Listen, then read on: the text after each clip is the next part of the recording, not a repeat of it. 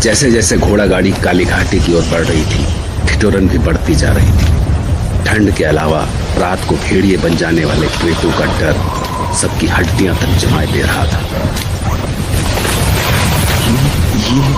ये आवाज कैसी है? शायद उधर पहाड़ियों के पार तूफान आया है, जल्दी इधर भी आएगा। हाँ, अरे जल्दी चलो। जैसे जैसे घड़ी की सुई आगे बढ़ रही थी, तांगे वाला और बेरहम होता जा रहा था। तभी पहली बार दूर से आती भेड़ियों की आवाज सुनाई दी और साथ ही तांगे वाला पहली बार बोला, 1 घंटा पहले पहुंच गए। आगे ही काली घाटी? और क्या, भेड़ियों की आवाज सुनी को नहीं, इसके आगे से उन्हीं का राज शुरू होवे। पर थमे लेने वाला तो आया को नहीं अभी तक है? बोलो क्या करें? मैं उतर जाता हूँ यहीं। माथा फिर गया है थारो, जान को नहीं प्यारी। यहाँ 10 मिनट भी खड़े रह गए तो भेड़िया फाड़ खावेंगे, थमे हड्डी तक चबा जावेंगे। तो फिर क्या करूं?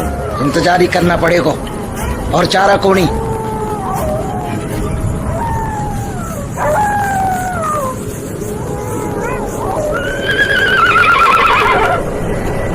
अरे ये तुम्हारे घोड़े को क्या हुआ? ये शाही बग्गी आ गई, उतरो से, यहाँ से आगे वही ले जावेंगे तमें। वो सचमुच शाही बग्गी थी।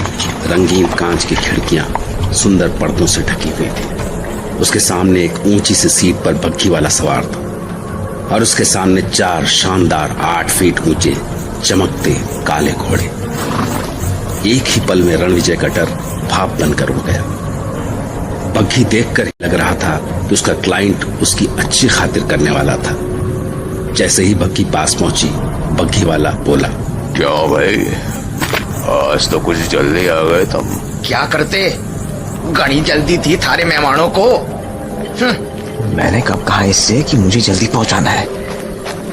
कुछ भी बके जा रहा है। बग्घी वाला आगे बढ़ा और बड़े अदब से रणविजय के सामने झुक गया। हमारे साथ चलो। हाँ चलो। जरा रुको से।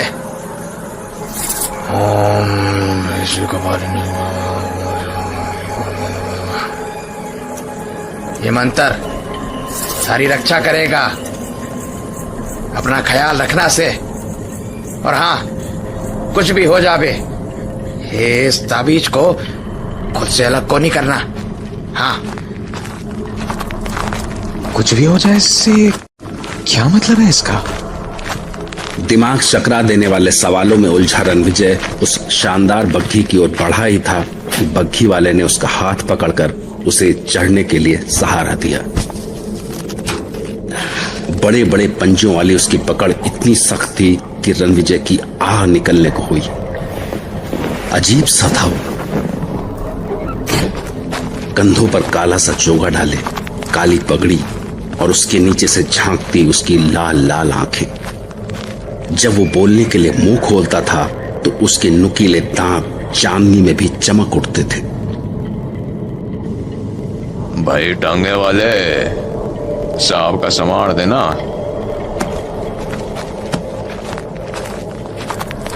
बग्घी वाले ने रणविजय का बैग लिया और अंदर उसके पैरों के पास डाल दिया। बग्घी अंदर से शानदार थी। बग्घी अंदर से शानदार थी।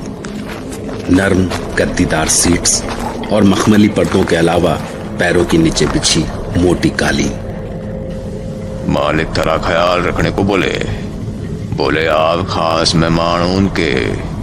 सर्दी बहुत है, जरोखे के नीचे बिलायती दारू है, 2 घूंट लगा लो, ठंडी भाग जाएगी। रणविजय ने खुद को सीट पर जमा कर कंबल लपेटा ही था कि तभी चाबुक की आवाज सुनाई दी और बग्घी हवा से बातें करने लगी।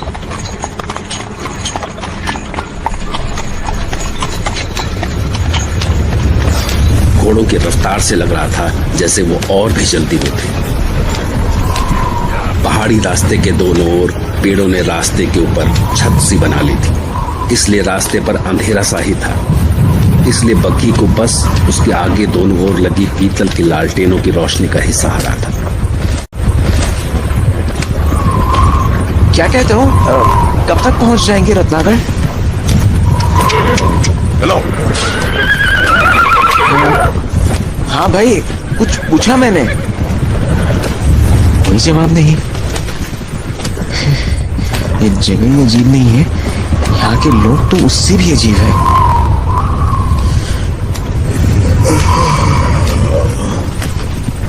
उस ठिठुरन और डर के बाद भी जाने कैसे रणविजय को नींद आ गई या शायद बेहोशी। उसे लगा जैसे कोई पंजे उसकी गर्दन की ओर बढ़ रहे हैं। अपनी पूरी कोशिश के बाद भी वो उन्हें अपनी गर्दन की ओर बढ़ने से नहीं रोक पा रहा था। ऐसा लगा जैसे छोटा सा बकरी का बच्चा बाघ को रोकने की कोशिश कर रहा है। अगले ही पल वो पंजे उसकी गर्दन पर थे। जैसे जैसे पंजों की पकड़ मजबूत होती जा रही थी,